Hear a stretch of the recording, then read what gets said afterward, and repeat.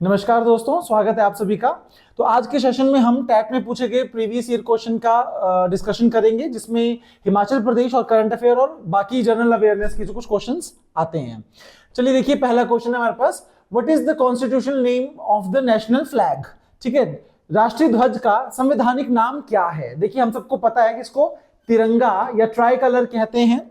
ठीक, तिरंगा को गवर्नमेंट ने ऑफिशियल तौर पे कब एक्सेप्ट किया था, तो भाई इसकी डेट 22 जुलाई 1947 आपको याद रखनी है कि भारतीय ध्वज को 22 जुलाई 1947 में एक्सेप्ट किया था as a official national flag. ठीक है, इसका रेशो कितना है, तो 3:2 में ये देखने को मिलेगा। और किसके द्वारा बनाया जाता है ये, तो पिंगले वेंकैया।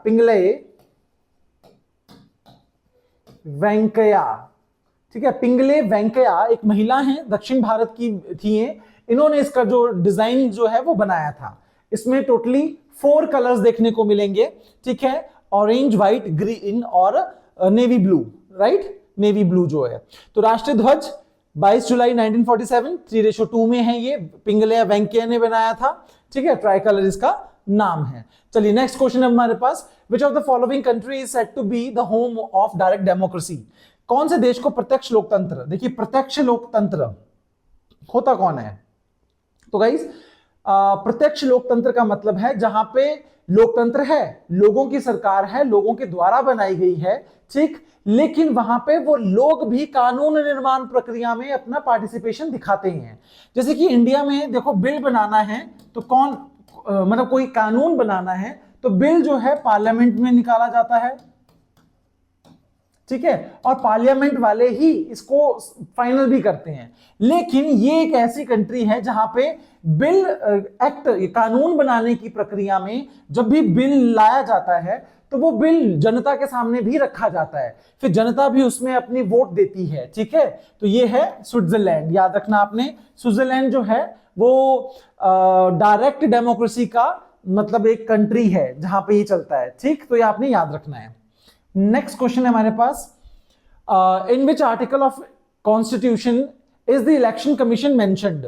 देखिए, एक लास्ट क्लास में एक बार मैंने गलत कर दिया था वहां पे, प्लीज आप करेक्ट कर देंगे एक बार। मैंने वहां पे आई थिंक 14 बताया था, तो ये भाग 14 में नहीं आती है ये। ठीक, पार्ट 14 में आता है आपका यूपीएससी। ठीक है, पार्ट 15 में आता है आपका इलेक्शन कमीशन। ठीक है, इलेक्शन कमीशन ये आता है 15 के अंदर, जो कि आर्टिकल 324 से लेकर 329 का सब क्लॉज ए तक जाएगा। तो 324 would be the right answer. ठीक है, तो ध्यान रखना है आपने, ये आर्टिकल क्या है 324। इसमें एक 326 आर्टिकल बहुत जरूरी है, जो कि बात करता है किस बारे में, वो कहता है राइट टू वोट के बारे में, कि वोट देने का अधिकार जो होता है, या फिर वोट जो देते हैं जिसको हम वयस्क मताधिकार बोलते हैं, अधिकार, या फिर इंग्लिश में अडल्ट फ्रेंचाइजी जिसको कहा जाता है, तो वो जो है आर्टिकल 326 के अंदर आता है। ठीक है, 15 आपके पास इलेक्शन कमीशन का भाग है। कॉन्स्टिट्यूशन में से भाग 3 क्या है, तो फंडामेंटल राइट है। वैसे ही पार्ट 14 जो है यूपीएससी, पार्ट 15 इलेक्शन कमीशन। ठीक है, फिर उसके बाद पार्ट 17 इंपॉर्टेंट आता है हमारे पास, जिसका नाम है लैंग्वेज, ऑफिशियल लैंग्वेज। 18 आता है इंपॉर्टेंट, जिसका नाम है इमरजेंसी। ठीक है, फिर आता है पार्ट 20 जो एग्जाम में पूछे वाले, मैं वही बता रहा हूं आपको। 16, 19 ये पेपर में नहीं पूछे जाते हैं। 20 में आता है आपका संशोधन। ठीक है, अमेंडमेंट, कॉन्स्टिट्यूशनल अमेंडमेंट। ठीक है ना, तो देखो ये सारे भाग जो हैं आपने याद रखनी है। एक में है राज्य, उसके क्षेत्र, उसके बारे में आर्टिकल क्या बोलते हैं, पार्ट 2 क्या है, तो वो है नागरिकता, citizenship. 3 fundamental right. 4 DPSP, directive principles of state policies. 4A जो है वो फंडामेंटल ड्यूटी है। 5 में आपको सेंट्रल गवर्नमेंट आती है। 6 में स्टेट गवर्नमेंट आती है। 7 पार्ट जो है वो डिलीट हो चुका है। ठीक है, 8 में आपका यूनियन टेरिटरी आता है। ठीक है, 9 में आपका पंचायती राज सिस्टम आता है। तो इस तरह से जो है आपके मेन वाले जो है ये हैं। तो इलेक्शन कमीशन का मेंशन किया गया है 324 आर्टिकल के तहत, ठीक है ना, तो ये याद रखना। अच्छा, ये इनके अदर पार्ट्स थे। तो एक वेरी इंपॉर्टेंट करंट अफेयर की बात करें तो चीफ इलेक्शन कमिश्नर कौन है प्रेजेंट समय में? तो ज्ञानेश कुमार 2024 के एंड में इनकी अपॉइंटमेंट हुई थी एक तरह से, तो ठीक है। तो सॉरी, फरवरी 2025 में इनकी अपॉइंटमेंट हुई है ना। और ज्ञानेश कुमार से पहले राजीव कुमार हुआ करते थे, ठीक। तो ये जो हैं ज्ञानेश कुमार, ये 26 जो इलेक्शन कमिश्नर हैं, ठीक। और 5 साल का इनका कार्यकाल होता है, राइट। तो ये ध्यान रखना है आपने, ठीक है। ज्ञानेश कुमार 2025 में हुए हैं सिलेक्ट, ठीक। तो इस तरह से चलिए नेक्स्ट, अगला क्वेश्चन है हमारे पास, what impact did development have on the environment? विकास का पर्यावरण में क्या प्रभाव पड़ता है? देखिए, विकास एक चीज ही कर सकता है, या तो डेवलप मतलब कोई भी चीज अगर हम डेवलप कर रहे हैं, कुछ कंस्ट्रक्शन कर रहे हैं, डैम बना रहे हैं, तो या फिर नेचर को देखेगा या फिर नर्चर को देखेगा, ठीक है। तो इसके पॉजिटिव एंड नेगेटिव दोनों ही इसके जो हैं इंपैक्ट पड़ते हैं, ठीक है। तो both A and B would be the right answer. इसके नकारात्मक और सकारात्मक दोनों ही प्रभाव देखने को मिलते हैं। कोई भी डेवलपमेंट हो, मान लो कि हम हाइड्रो पावर प्रोजेक्ट बना रहे हैं, पॉजिटिव क्या है? इलेक्ट्रिसिटी जनरेट होगी, पानी बहुत सारा इकट्ठा होगा तो बायोडाइवर्सिटी भी होगी, बहुत सारी मछलियां वहां पे प्रोड्यूस की जा सकती हैं, बहुत सारे माइग्रेटरी बर्ड्स वहां पे आ सकते हैं। प्रॉब्लम क्या होगी? जहां पे ये बनाया जाएगा वहां के लोगों को उनकी जमीन जा सकती है, उनको वहां पे डिस्प्लेसमेंट की जा सकती है। तो पॉजिटिव नेगेटिव दोनों इंपैक्ट जो है वो देखने को मिलते हैं। अगला क्वेश्चन हमारे पास, what is America's share in the world economy? हमारे विश्व की अर्थव्यवस्था में अमेरिका अकेला जो एक देश है उसकी कितनी है? तो देखो 2024 की बात करें तो हम 28% है, 28%, ठीक है। अभी हम बात करें 25 की तो 27 में चल रहा है, ये 27% में अभी चल रहा है। Next question, where was the world's first business school opened? ठीक है, दुनिया का पहला बिजनेस स्कूल जो है कहां खोला गया था? देखिए, वैसे इसमें ऑप्शन नहीं दिया गया है, हालांकि फ्रांस में, पेरिस में, जो कि कैपिटल है पेरिस फ्रांस की, ठीक है, तो यहां पर खोला गया था। वैसे तो एक्चुअली जो हमें आंकड़े मिलते हैं तकरीबन 1831 की बात है, इतने साल पुरानी की बात है, लेकिन ऑफिशियल तौर पे जो हम बात करते हैं वो हम यूएसए का ही बात करते हैं। तो पहला जो है वो हम अमेरिका का ही रखेंगे, ठीक है, कि यूएसए अमेरिका में ही बिजनेस स्कूल जो है सबसे पहला खोला गया था। चलिए नेक्स्ट क्वेश्चन है हमारे पास, hidden square line is the border between which two countries? Hidden square जो रेखा है, या इसको हिडनबर्ग रेखा भी बोलते हैं, ठीक है, हिंडनबर्ग रेखा भी इसको कहा जाता है, ठीक है। ये किस किस के बीच में है? तो जर्मनी और पोलैंड के बीच में है। जर्मनी और पोलैंड, यहां पे इस तरफ को है, जर्मनी और पोलैंड के बीच में है हिंडनबर्ग हिडन रेखा, ठीक है। अच्छा, क्या जर्मनी और पोलैंड के बीच में सिर्फ यही है? तो देखो, हमने और भी पढ़ी थी जिसके तहत हमने देखा था कि जर्मनी में ओडर निसे रेखा है, जर्मनी और पोलैंड के बीच में कौन सी है? ओडर निसे। फिर आती है सिगफ्राइड रेखा, सिगफ्राइड रेखा, ये आती है आपकी जर्मनी और फ्रांस के बीच में। एक देखी हमने मैगीनॉट रेखा, मैगीनॉट रेखा भी जर्मनी और फ्रांस के बीच में। एक देखी हमने मैनरहीम रेखा, जो कि रशिया और फिनलैंड के बीच में है, ठीक है। रिपीटेड क्वेश्चंस अगर हम बात करें तो बहुत बार आते हैं, हिंडनबर्ग बहुत बार आती है, ओडरनिसे आती है, सिगफ्राइड और मैगीनॉट बहुत बार पूछी जाती है, ठीक। बाकी आपको पता ही है रेडक्लिफ रेखा भारत और पाकिस्तान के बीच में, हमने बोला मैकमोहन रेखा भारत और चीन के बीच में, डूरंड रेखा भारत पाकिस्तान अफगानिस्तान, मेनली तौर पे पाकिस्तान और अफगानिस्तान के बीच में। इसके अलावा हमारे पास जो पैरेलल रेखाएं आती हैं, जैसे 17 समानांतर रेखा, 38 समानांतर रेखा, 49 समानांतर रेखा और 24 और 141 समानांतर रेखा। देखो 24 को भारत मान्यता नहीं देता है, इसीलिए हम इसको पेपर में कई बार पढ़ते भी नहीं है। 24 जो है ये कच्छ में है, गुजरात के कच्छ में, इंडिया और पाकिस्तान के बीच में। ठीक है, पाकिस्तान इसको मान्यता देता है, भारत इसे मान्यता नहीं देता है। 17 किसके बीच में है?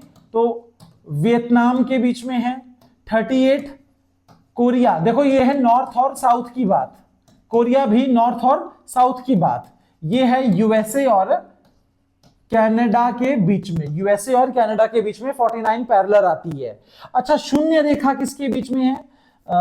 शून्य रेखा तो वो आता है भारत का त्रिपुरा राज्य और बांग्लादेश, बांग्लादेश कंट्री जो है उसके बीच में। 141 ये यूएसए का जो स्टेट है अलास्का, अलास्का और कनाडा के बीच में आती है, अलास्का और कनाडा के बीच में आती है। देखो क्या करना है आपने, यूएसए का यू ले लीजिए, कनाडा का सी ले लीजिए, बस एक लाइन खींचनी है, आ गया आपका इन दोनों के बीच में इंटरनेशनल लाइन। बहुत इजी है, बड़े आराम से कर सकते हो।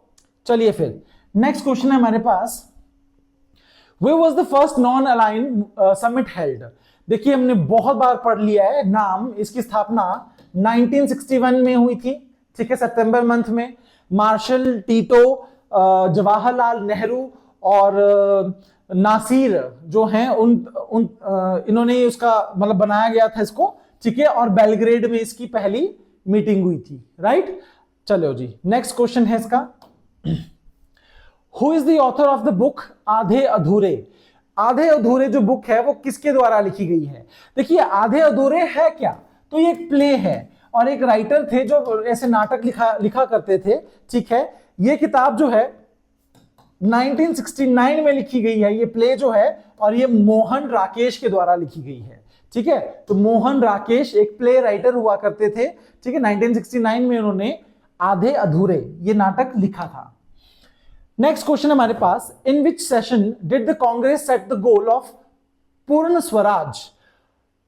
कांग्रेस ने किस अधिवेशन में पूर्ण स्वराज का लक्ष्य रखा था? देखिए मांग तो अलग बात है, पर लक्ष्य की बात हो रही है यहाँ पे। ये कब रखा गया था? तो 1929 लाहौर में। देखो लाहौर में कांग्रेस का अधिवेशन हुआ था 1929। कब तक? ये दिसंबर की बात है। फिर उसके बाद क्या हुआ? तो भाई जनवरी के मंथ तक वो वहीं पे अपने मीटिंग में लगे रहते हैं। जवाहरलाल नेहरू इसके हेड थे, इस बैठक के हेड थे, मतलब 29 में। और 30 में 1930 में इन्होंने क्या किया? कौन सा? 26 जनवरी को रावी नदी के किनारे ध्वज झंडा फहराते हुए उन्होंने क्या बोला कि भारत अब एक इंडिपेंडेंट कंट्री है। तो 26 जनवरी को इंडिपेंडेंस डे के तौर पे सेलिब्रेट किया जाता था, मनाया जाता था। ठीक है, संप्रभुत्व दिवस भी बोल सकते हो आप इसको। ठीक है, तो ये मनाया जाता था। और 1950 में फिर इसी दिन को इंपॉर्टेंट डे समझते हुए, क्योंकि देखो हमारा कॉन्स्टिट्यूशन कब बना है? 26 नवंबर को 1949 को कॉन्स्टिट्यूशन बनकर रेडी हो चुका था। 2 महीने का वेट उन्होंने इसीलिए किया था क्योंकि उससे पहले 26 जनवरी एक वेरी इंपॉर्टेंट डे के तौर पे मनाया जाता था। क्या मनाते थे हम? तो स्वाधीनता दिवस मनाते थे, एक तरह से इंडिपेंडेंस, अपना प्रभुत्व, अपना शासन। ठीक है ना, तो ये कहां पे? लाहौर 1929 में इन्होंने पूर्ण स्वराज का जो नारा लगा दिया था। चलिए नेक्स्ट क्वेश्चन है, who was the first president of all India किसान सभा? ठीक है, भारतीय किसान सभा जो थी, अखिल भारतीय किसान सभा, उसके पहले अध्यक्ष कौन थे? ठीक, तो ध्यान दें, इसके पहले अध्यक्ष थे स्वामी सहजानंद सरस्वती, स्वामी सहजानंद सरस्वती। ठीक, तकरीबन इसकी स्थापना हुई है 11 अप्रैल को 1936 में, है ना। 11 अप्रैल 1936 में इसकी स्थापना हुई थी। कहां पे? लखनऊ में हुई थी, लखनऊ यूपी में। काम क्या था? किसानों की जो सिचुएशन है या फिर जो अवस्था थी उसको अपलिफ्ट करने का, उसको डेवलप करने का प्रयास के लिए बनाया गया था। नेक्स्ट क्वेश्चन है हमारे पास, where did the sepoy rebellion of 10th May 1857 begin? सिपाही विद्रोह जो हुआ था वो कहां शुरू हुआ था? ठीक है, देखो तो हम इसके बारे में थोड़ा सा पढ़ते हैं। हुआ क्या था कि मंगल पांडे जो थे, है ना, मंगल पांडे ने क्या किया था, 29th मार्च को इन्होंने एक अंग्रेज अधिकारी सार्जेंट ह्यू रसन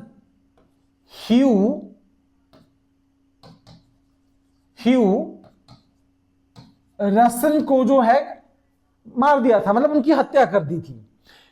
क्या किया गया, फिर उनको फांसी दे दी गई। मंगल पांडे को मार दिया गया, कब? 8 अप्रैल को उनको फांसी मिल गई थी, ठीक है। और फिर उसके बाद 10 मई को जाके 10 मई से पहले आपका आता है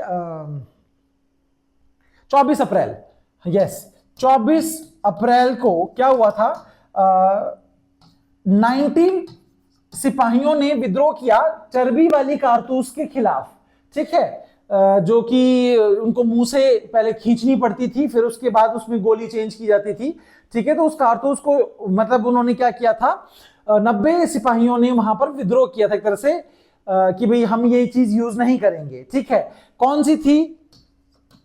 3rd नेटिव कैवलरी इन्फेंट्री जो थी इनकी ये, ठीक है। इन्होंने, इससे क्या हुआ था, 85 लोगों को जो था कैद करके जगह जेल में डाल दिया गया था। उसी का विद्रोह जो हुआ था वो फिर 10 मई को किया गया था, कि क्या यही बोलते हुए कि हमारे इतने सारे लोगों को जेल में डाल दिया गया है, ठीक है। उसी बेस पे फिर ये कहां हुआ था, मेरठ में, ठीक है ना, मेरठ की छावनी में ये सारा विद्रोह जो था हुआ था, ठीक। तो ये ध्यान रखना है आपने। नेक्स्ट क्वेश्चन है हमारे पास, अच्छा, मंगल पांडे कहां से बिलोंग करते थे? तो 34 बंगाल इन्फेंट्री, ठीक है, उसको बिलोंग करते थे। ये क्वेश्चन भी आता है पेपर में। When was the Muslim league established? Muslim league की स्थापना कब हुई है? देखिए 1905 में बंगाल का विभाजन, ठीक है। 1907 में कांग्रेस का विभाजन, टूट गई थी नरम दल गरम दल, सूरत स्प्लिट जिसको बोलते हैं हम, सूरत स्प्लिट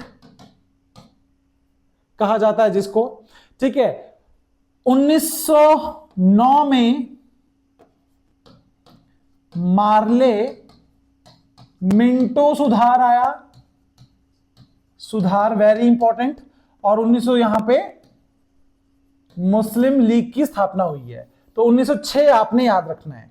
अब देखो, जैसे कांग्रेस 1885 में बनी थी और शिमला में उसको बनाने का प्रावधान बना था, मतलब बात उठी थी, ठीक है। तो देखो वो चलाई किसने थी? A.O. ह्यूम संस्थापक थे। पहले जो थे प्रेसिडेंट वो विमेश चंद्र बनर्जी थे। इसमें भी सेम कुछ ऐसा ही हुआ है। तो शिमला में ही इसकी एक बैठक हुई थी 1906 में, ठीक है, जिसमें अधिकारी किसको, मतलब माफ कीजिएगा, जो बात जिसने छेड़ी थी कि भाई हाँ हम ये चलाते हैं, तो वो थे आगा खान, ठीक है। आगा खान ने बोला कि हमें एक अलग से ही मुस्लिम लीग का भी निर्माण करना चाहिए। चलो भाई ठीक है, लेकिन फिर 30 दिसंबर 1906 को स्थापना की मुस्लिम लीग की। तो ये किसने की है? ये आगा खान ने इसकी स्थापना नहीं की है, ठीक है ना। तो ये याद रखना आपने, ठीक है। तो ये की है नवाब ख्वाजा, ठीक है, इनका नाम है नवाब ख्वाजा सलीम मुल्ला, ठीक है, सलीम मुल्ला। तो ये पेपर में बहुत बार पूछा जाता है, सलीमुल्ला साहब जो है, नवाब सलीमुल्ला, इनसे याद रखना है। स्थापना की है नवाब सलीमुल्ला ने, ठीक है। पहला राष्ट्रपति, मतलब पहला प्रेसिडेंट किसको बनाया, अध्यक्ष किसको बनाया? तो आगा खान जो है फर्स्ट अध्यक्ष बने इसके फिर, ठीक है। क्वेश्चन मुस्लिम लीग को बनाने की बात किसने सबसे पहले की थी? आगा खान ने ही शिमला में जो है ये बात चलाई थी। 30 दिसंबर 1906 में कहां पे? तो ढाका, बांग्लादेश, बांग्लादेश में, ठीक है, बांग्लादेश में ढाका में इसका निर्माण किया गया। किसके द्वारा? नवाब ख्वाजा सलीमुल्लाह के द्वारा, ठीक है। और पहले अध्यक्ष कौन बने? आगा खान को ही बनाया गया है, ठीक। तो बंगाल का विभाजन 1905 में लॉर्ड कर्जन ने किया था। साथ में कांग्रेस टूट, नरम दल गरम दल में टूट गई। 1909 में जैसे मैंने बोला मार्ले मिंटो सुधार आया था, तो लॉर्ड मिंटो को हम कम्युनल इलेक्शन का पिता भी बोलते हैं, फादर ऑफ कम्युनल इलेक्शन, सांप्रदायिक चुनाव का पिता, सांप्रदायिक चुनाव का पिता, फादर बोलते हैं इसको भारत में। क्यों कहते हैं? क्योंकि भाई इन्होंने ये इलेक्शन को प्रमोट किया था। भारत में फूट डालने के लिए हिंदू के इलेक्शन अलग करवाए जाएंगे, मुस्लिम के इलेक्शन अलग होंगे, क्रिश्चियंस के अलग होंगे, बुद्धिज्म के अलग होंगे। इस तरह से जो है क्या कहते हैं इसको, रिलीजन के बेस पे अलग अलग टाइप की जो है वो करवाने की बात इन्होंने ही की थी मार्ले मिंटो रिफॉर्म के अंदर। नेक्स्ट क्वेश्चन है हमारे पास, who presided over the Congress session in of 1929? अभी बात की हमने, जवाहरलाल नेहरू। रावी नदी के किनारे झंडा फहराया था और खुद को स्वराज मांग की थी और स्वतंत्र घोषित किया था। नेक्स्ट क्वेश्चन है, in which state was Panchayati Raj first established in India? Panchayati Raj system part 9 में है, मैं आपको बता चुका हूं। 243 आर्टिकल से लेकर 243 ओ तक चलता है ये। फिर हमने ए बी सी डी पढ़ा था, मैंने कहा था डी, जिसमें महिलाओं के आरक्षण या फिर किसी भी टाइप का आरक्षण जो है वो इसमें आता है। सी में संरचना किस तरह से बना हुआ है, क्या क्या इसमें है, ठीक। इसमें तो परिभाषा बताई थी, इसमें ग्राम पंचायत ग्राम सभा के बारे में बताया गया था, राइट, ये बात की हमने। फिर हमने कहा कि 2 अक्टूबर 1959 को भारत की पहली पंचायती राज बनाई गई थी राजस्थान के, कहां पे? नागौर डिस्ट्रिक्ट में, नागौर डिस्ट्रिक्ट के अंदर, राइट। तो ये क्वेश्चंस भी रिपीटेड हैं। 11वीं अनुसूची है, 1992 में 73 संविधान संशोधन किया था, तब इसको फिर एक अनुसूची के तौर पे भारत में जोड़ा गया था ऑफिशियल तौर पे, ठीक। चलिए नेक्स्ट क्वेश्चन है, in which district of Himachal Pradesh is the land held by the name Laluji? अच्छा, ये लालूनी है, लालूनी जोत, ठीक है। लालू जी ये गलत आ गया है, कई बार पेपर में ऐसे मिसप्रिंट और या फिर मिसस्पेल जो है वो होता ही है, ठीक। तो लालूनी जोत जो है वो कहां है, ठीक है, कहां मिलेगी आपको देखने को? तो लालूनी जोत लाहौल स्पीति में है, ठीक है, लाहौल को स्पीति से जोड़ती है लालूनी जोत। एक दर्रा है ये, एक्चुअल में क्या है? पास है, ठीक है। और कौन कौन से हैं? तो शिपकिला दर्रा लाहौल को स्पीति से जोड़ता है, बारा लाचा दर्रा लाहौल को स्पीति से जोड़ता है, ठीक है। परांगला दर्रा ये लाहौल को लद्दाख से जोड़ता है और ये हिमाचल प्रदेश का सबसे अधिक ऊंचाई पर स्थित दर्रा है ये, ठीक है। फिर लच्छांगला दर्रा ये भी लाहौल और स्पीति के बीच में है, राइट। इस तरह से लाहौल और भरमौर में छोबिया है, कुगती है, ठीक है। ये बहुत बार रिपीटेड जो है पेपर में पूछे जाते हैं। चलिए भाई नेक्स्ट क्वेश्चन है, from which hill does the Giri river originate? Giri नदी का उद्गम किस पहाड़ी से है? तो भाई गिरी नदी जो शिमला है, शिमला के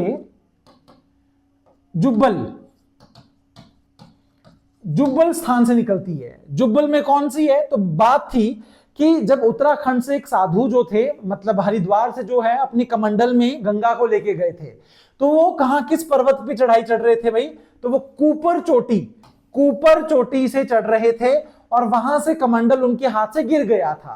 तो उन्होंने बोला कि गंगा गिरी, तो बस उसके नाम इसके बाद गिरी नदी जो है इसका पड़ गया था, ठीक है, क्योंकि गंगा का पानी था लिया हुआ।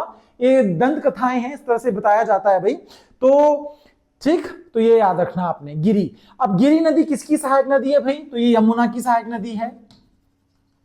ठीक है, यमुना की सहायक नदी है। कालिंदी इसका वैदिक नाम है। हिमाचल प्रदेश में 22 किलोमीटर बहती है सिर्फ।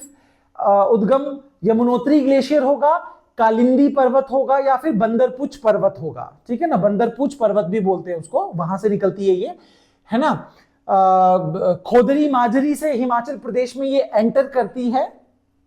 ठीक है, खोदरी माजरी, और मतलब कहां पे? सिरमौर में, सिरमौर में। और ताजेवाला से ये चली जाती है कहां?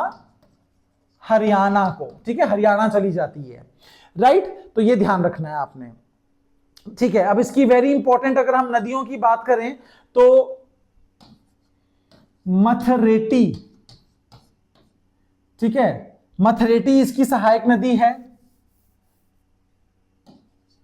जागरो इसकी एक सहायक नदी है। गिरि तो हमने पढ़ ही लिया, गिरि, टोन्स, बाटा, जलाल,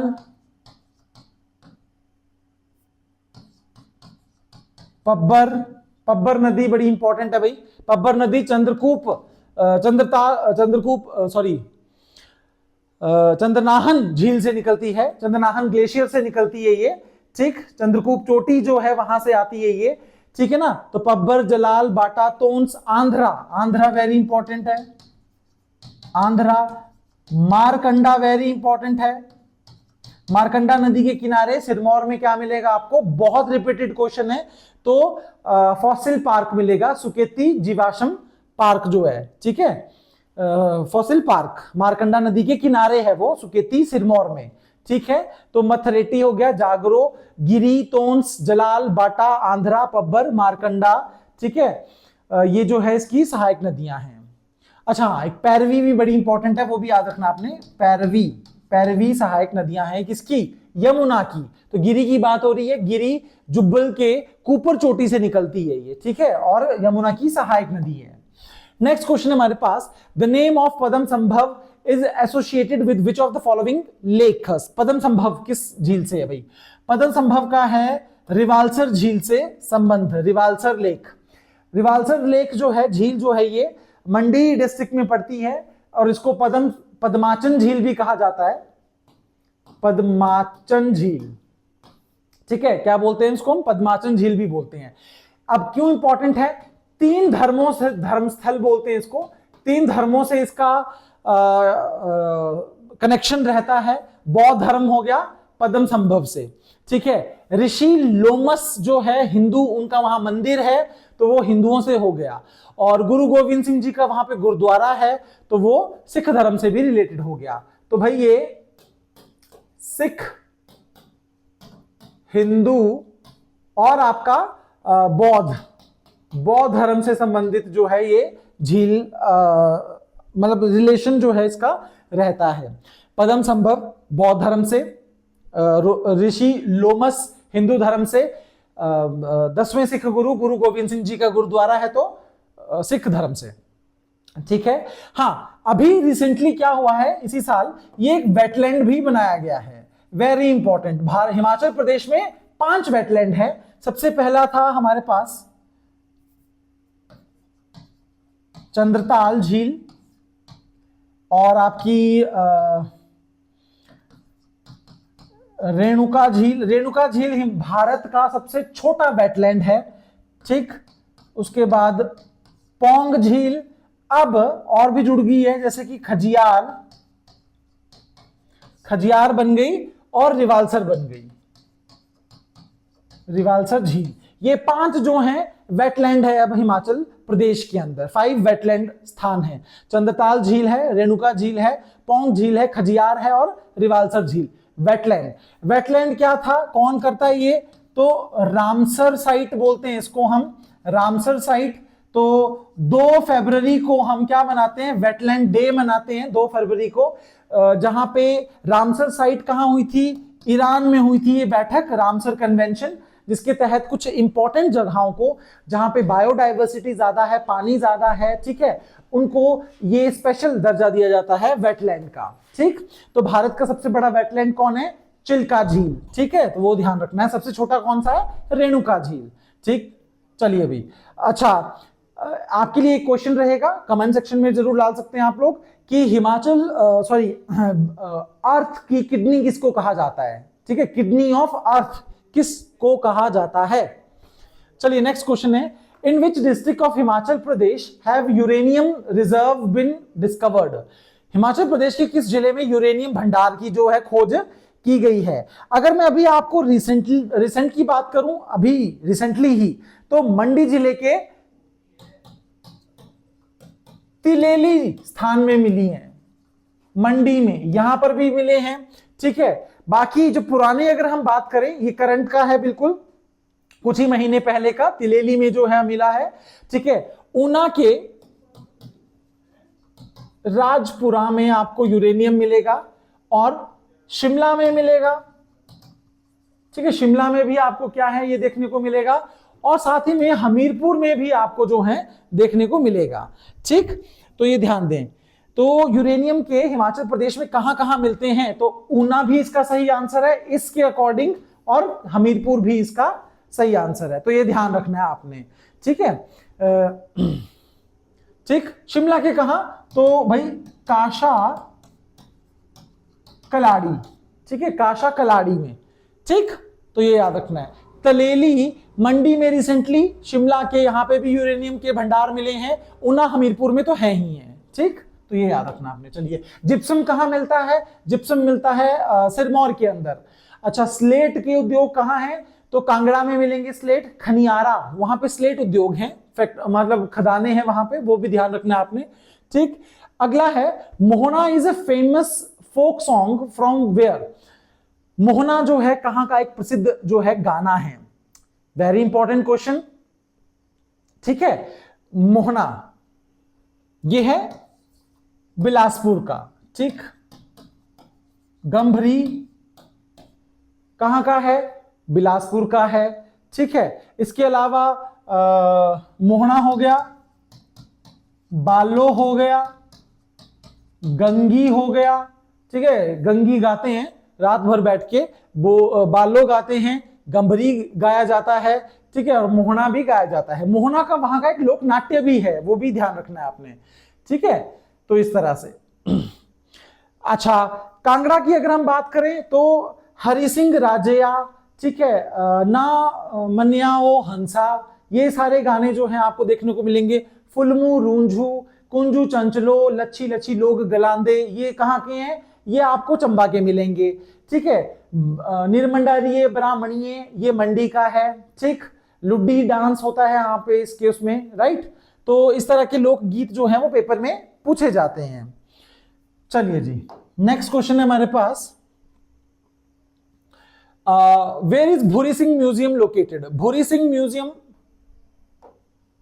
हिमाचल प्रदेश के किस स्थान में है? तो भूरी सिंह म्यूजियम जो है वो चंबा में आपको देखने को मिलेगा। कहां पे? चंबा के अंदर। ठीक, इसकी स्थापना कब की गई थी भाई? 1908 में हुई थी भूरी सिंह म्यूजियम की स्थापना। देखिए, भूरी सिंह राजा जो थे चंबा के, वो 1904 में राजा बने थे। फिर 1906 में उनको विक्टोरिया क्रॉस की उपाधि दी गई थी। ठीक, 1908 में उन्होंने भूरी सिंह म्यूजियम बनाया था, और 1910 में उन्होंने एक बिजली घर की स्थापना की थी। तो देखिए, ये क्वेश्चन आपको 2-2 साल का इसमें गैप दिख रहा है। ठीक है ना। तो 1910 में इन्होंने बिजली घर, हिमाचल प्रदेश का पहला इलेक्ट्रिसिटी जो थी जनरेट करने के लिए एक छोटा सा डैम बनाया था। अब दिक्कत क्या है, ये प्रेजेंट समय में वर्किंग में नहीं है, इसलिए हम हिमाचल प्रदेश का सबसे पुराना शानन को करते हैं। ठीक है, तो 1908 में भूरी सिंह म्यूजियम, भूरी सिंह राजा चंबा के, इन्होंने ही बनाया था। ठीक, नेक्स्ट क्वेश्चन है हमारे पास, by which name was Kangra known in ancient time? Kangra जो है प्राचीन किस नाम से जाना जाता था? तो भाई इसको हम नगर कोट बोलते थे, नगर कोट। जालंधर भी कहा जाता है, पर लेकिन जालंधर एक बड़ी रियासत हुआ करती थी। वैसे मेन थी त्रिगर्त। त्रिगर्त की राजधानी हुआ करती थी मुल्तान, जो कि पाकिस्तान में है, प्रेजेंट समय पाकिस्तान के अंदर, जिसको हम स्वर्ण नगरी बोलते थे, ठीक है, उस समय स्वर्ण नगरी इसको बोलते थे। फिर इसका एरिया कम होते होते फिर जालंधर रहा, जालंधर के बाद फिर ये प्रेजेंट समय कांगड़ा का ही छोटा सा भाग जो है इसमें रहा है। क्लियर? तो ये आपने ध्यान रखना है। तो त्रिगर्त इसका नाम है, नगरकोट इसका नाम है। अच्छा, एक अगर हम जालंधर की बात करें तो एक राइटर था जिसने बीस्ट जालंधरा नाम दिया था। बीस्ट जालंधरा जो है इसको नाम दिया था, किसने दिया था? तो अबुल फजल, ठीक है, अबुल फजल। अब पाणिनी है, अष्टाध्यायी बुक लिखी इन्होंने कांगड़ा को आयुध जीवी संघ कहा है। आयुध जीवी संघ जो है वो कहा है, आयुध जीवी संघ कांगड़ा को ये कहा है। भीमनगर, भीमकोट ये भी कांगड़ा के नाम है। तो कांगड़ा की स्थापना भूमिचंद ने की थी, ठीक है, भूमिचंद्र ने। ठीक, उसके बाद तकरीबन 234th राजा जो था, जिसका नाम था सुशर्मा चंद, ठीक है, सुशर्मा चंद। तो ये आए थे महाभारत के टाइम में, और इन्होंने ही कांगड़ा जो गांव या शहर जो था फिर वहां पे एक राजधानी उसको बना दिया था। ठीक है, चलिए अगला क्वेश्चन है, in which year was the Victoria bridge of Mandi built? Mandi के राजा थे राजा विजय सेन। 1877 में वो कहां गए थे? दिल्ली दरबार में पार्टिसिपेट करने के लिए गए थे। उसी से बाद आने में उन्होंने क्वीन विक्टोरिया के उस पे इस विक्टोरिया ब्रिज के निर्माण की नींव रखी थी। ठीक है, एक तो 1877 में आपका दिल्ली दरबार लगा है, ठीक है, 1911 में दिल्ली दरबार लगा है, और 1903 या 2 में भी एक बार ये दिल्ली दरबार जो है लगा हुआ है। ठीक, तो ये याद रखना आपने। 1877 में विक्टोरिया ब्रिज जो है बना था। Which is the big industry city of Himachal Pradesh? देखो सिटी की बात हो रही है लेकिन यहां पे डिस्ट्रिक्ट्स हैं। सोलन, चलो वैसे सोलन में सरसा घाटी आती है, सरसा वैली, जिसको हम औद्योगिक घाटी भी बोलते हैं। ठीक है, औद्योगिक घाटी भी इसको कहा जाता है, राइट? तो ये याद रखना। अब इसमें मेन जो है बद्दी बरोटी वाला है। अगर शहर की बात की जाए कि हिमाचल प्रदेश में सबसे बड़ा इंडस्ट्रियल सिटी कौन सी है, शहर कौन सा है, तो वो है बद्दी बरोटी वाला। ठीक है ना, वो याद रखना। अदरवाइज सोलन डिस्ट्रिक्ट में ज्यादा इंडस्ट्रीज हैं। कौन सी? सरसा घाटी, जिसको हम औद्योगिक घाटी भी बोलते हैं। चलिए नेक्स्ट क्वेश्चन है, Chhamb is the folk dance of which district? तो सोलन, किन्नौर, लाहौल स्पीति, चंबा। देखिए ये क्वेश्चन स्क्रैप भी किया जा सकता है क्योंकि छंब दोनों जगह होता है। ठीक है, छंब को हम डेविल डांस भी बोलते हैं, डेविल डांस, राक्षस नृत्य भी इसको कहा जाता है छंब को। तो ये किन्नौर में भी होता है और लाहौल स्पीति में भी मनाया जाता है। ये तिब्बतियन जो बुद्धिस्ट हैं उनके द्वारा मनाया जाने वाला एक नृत्य है, जिसमें ये बहुत बड़ा मुखौटा और एक पर्टिकुलर टाइप ऑफ कॉस्ट्यूम जो कलरफुल होती है उसको पहनते हैं। जैसे लिप चिलिंग जो एक गोम्पा है आपके लाहौल स्पीति में, वहां पर भी अभी पीछे जैसे ही एक ये डांस भी परफॉर्म किया जा रहा था। ठीक है ना, तो किन्नौर में भी होता है, लाहौल स्पीति में भी होता है ये। ठीक, छंब नृत्य, छंब, इसको राक्षस नृत्य बोलते हैं। मुखौटा भी इसमें स्पेशली पहना जाता है। ठीक, तो ये याद रखना आपने। अच्छा, लाहौल स्पीति में और कौन कौन से डांस होते हैं? तो होते हैं भाई शांद और साबो, ये इकट्ठा पेपर में पूछे जाते हैं बहुत बार। ठीक है, शांद और साबो, लगदरमा, ठीक है, बुधेन, ये एचपी हमीरपुर बोर्ड से पेपर में पहले भी आ चुका है। बुधेन जो है आपका याक नृत्य बोलते हैं इसको, याक नृत्य। इसमें याक की कॉस्ट्यूम पहन के जो है इस तरह डांस किया जाता है ये। ठीक है, ज्यादातर कहां पे मनाया जाता है ये? लाहौल स्पीति के पिन वैली में। पिन घाटी में जो है इसको बुधेन को मनाते हैं, तो ये आपने याद रखना है। ठीक है, घारफी है, घारफी ये सबसे ओल्डेस्ट नृत्य है लाहौल स्पीति का। किन्नौर की अगर हम बात करें तो बाक्यांग, बाक्यांग, कयांग, मतलब कयांग, बाक्यांग, बयांगछू, बयांगछू, ठीक है, बयांगछू ये नृत्य बहुत इंपॉर्टेंट है। इसके बाद जापरो, जापरो इज वेरी इंपॉर्टेंट। कायड़, नागस कायड़, शूना कायड़, ये बहुत सारे कायड़ जो भी ये कहां मिलते हैं, किन्नौर में आपको देखने को मिलेंगे। ठीक है, चंबा में आते हैं हमारे पास, चंबा में आते हैं हमारे पास डंडारस, डंडारस, ढेपक, ठीक है, झांझर, हांतर, ठीक, ढेपक, डंगी भी बोलते हैं इसको, डंडारस, ढेपक, डंगी, हांतर और झांझर, ये वेरी इंपॉर्टेंट जो है वहां के नृत्य हैं। ठीक, सोलन की बात करें हम तो सोलन में पुडुआ या फिर पड़ुआ बोलते हैं इसको, पड़ुआ नृत्य जो है वो किया जाता है। ठीक, चलिए जी, नेक्स्ट अगला क्वेश्चन है हमारे पास, हु कंस्ट्रक्टेड द रंग महल एट प्लेस कॉल्ड बिलासपुर। देखिए रंग महल हिमाचल प्रदेश में दो हैं, एक तो मिलेगा आपको बिलासपुर के अंदर, ठीक है ना, और बिलासपुर वाला जो रंग महल है वो किसके द्वारा बनाया गया है, तो विजय चंद के द्वारा बनाया गया है। ठीक है, विजय चंद। दूसरा कहां है, तो चंबा में है, रंग महल और नाड़ा महल जो कि उम्मेद सिंह ने बनाया है, उम्मेद सिंह ने, नाड़ा या नाडा महल भी बोल देते हैं उसको, नाड़ा महल, नाडा महल। ठीक, अच्छा बिलासपुर में और कौन कौन से हैं, तो एक तो बछरेटू फोर्ट है, ठीक है, बछरेटू है आपका, बहादुरगढ़ किला है, तियूण किला है, श्रीयूण किला है, ठीक है, रतनपुर किला है,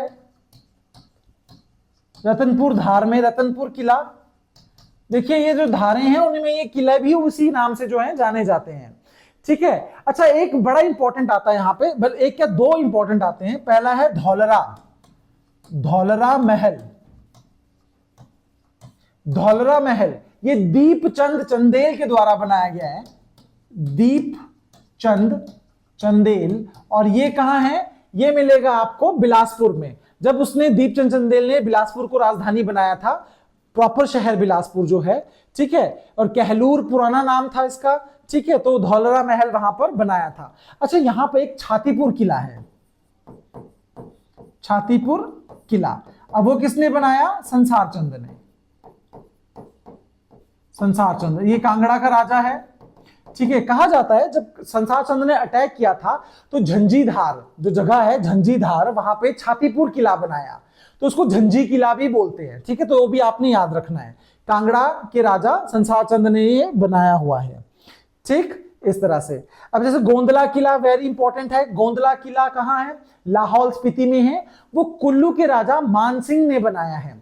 दमदमा महल मंडी में है, कमलाहगढ़ का किला वो भी मंडी में है, सूरज सेन ने बनवाए हैं। ठीक है, तो ये कुछ इंपॉर्टेंट किले हैं जो बहुत बार पेपर में आते हैं। जातक दुर्ग, जैसे जातक दुर्ग है, ये कहां पर है, ये सिरमौर के अंदर है, और ये रणजौर सिंह थापा उन्होंने बनाया था ये। ठीक है ना, तो रिपीटेड क्वेश्चन है, याद रखने आपने। नेक्स्ट क्वेश्चन है, who was the ruler of Handur at the time of Timur invasion. Timur ने जब भारत हिमाचल प्रदेश में अटैक किया था या नालागढ़ में अटैक किया था, तो उस समय नालागढ़ का राजा कौन था। ये क्यों पूछा जाता है, क्योंकि नालागढ़ के इस राजा ने उसकी हेल्प की थी हिमाचल प्रदेश के बाकी जगहों के अटैक करने के लिए। इसने कहा कि भी मुझे अटैक ना करो, मैं आपको रिफ्रेशमेंट वगैरह दूंगा, आपकी सेना थकी होगी, आप यहां ना जाके कांगड़ा साइड चली जाइए, इस तरह से इसने हेल्प की थी इसीलिए। ठीक है, तो कौन था ये राजा, सॉरी नालागढ़ का। ठीक, तो इसका नाम था अमर सिंह अमरचंद। देखो क्वेश्चन गलत है यहां पे, पर अमरचंद आप यहां पे लगा सकते हो। वैसे इसका नाम है आलमचंद, आलमचंद। ये क्वेश्चन गलत है यहां पे, वैसे इसका एक्चुअल में नाम है आलमचंद। ठीक है, कब तैमूरलंग आया था? तो 1398 में ये हिमाचल प्रदेश आया था। अच्छा, हिमाचल प्रदेश जब आया था, इसने इसको कांगड़ा साइड को भेजा, तो कांगड़ा में राजा कौन था भाई? तो कांगड़ा में उस समय मेघचंद था। ठीक है, मेघचंद। अच्छा, कांगड़ा की इस तरह से क्वेश्चन आते हैं। ह्वेनसांग, ह्वेनसांग 635 के आसपास हिमाचल प्रदेश आया। ये हिमाचल भी आया था, ये हर्षवर्धन का टाइम पीरियड में आया था ये वैसे। तो उस समय कांगड़ा का राजा कौन था? उत्तितो। ठीक है, उत्तितो, उद्दिमा भी उनको कहा जाता है। फिर उसके बाद गजनवी आया, गजनवी। ठीक है, अच्छा क्वेश्चन पूछे जाते हैं कि वो किस टाइम में जो है अटैक करते हैं और कांगड़ा के राजा उस समय कौन थे? तो मोहम्मद गजनवी के समय में जगदीश चंद था, जगदीश चंद, जगदीश चंद, ये याद रखना आपने, जगदीश चंद। अच्छा प्लीज, जगदीश चंद। ठीक है, जगदीश चंद था। गजनवी के बाद कौन आया? तो मोहम्मद बिन तुगलक, मोहम्मद बिन तुगलक। देखिए यहां से क्वेश्चन क्या क्या बनते हैं, डेट भी पूछी जाती है, कब आया था? तो 1337 में इसने कांगड़ा पे जो है अटैक किया हुआ था। ठीक, तो उस समय कौन था? पृथ्वी चंद था, पृथ्वी चंद। ठीक, और इसके बाद आता है फिरोज शाह तुगलक। कब आया? 1365 में। उस समय कांगड़ा का राजा रूपचंद था।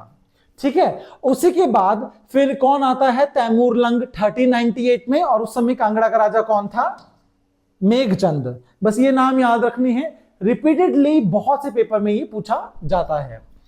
नेक्स्ट क्वेश्चन है हमारे पास अगला, which was the last hill state among the hill state to lose its independence. ये बात किसकी हो रही है भाई? तो ये सिखों से हो रही है। मतलब सिखों से सबसे लास्ट में इंडिपेंडेंस किसने छोड़ी थी? तो वो था कुल्लू। ठीक है ना, ध्यान रखना आपने यहां पे। चलिए जी, नेक्स्ट क्वेश्चन है, Harichand was the ruler of which state. Harichand जो है किससे संबंधित है, किस राज्य से संबंधित है? भेजा से, महलोग से, मार्स और धामी। ठीक है, मार्स नहीं, इसकी जगह मांगल है ये। अच्छा, मांगल। ठीक है, मांगल जो ठकुराई थी वो है ये, प्लीज इसको कर, महलोग, मंगल नहीं है, मांगल है ये।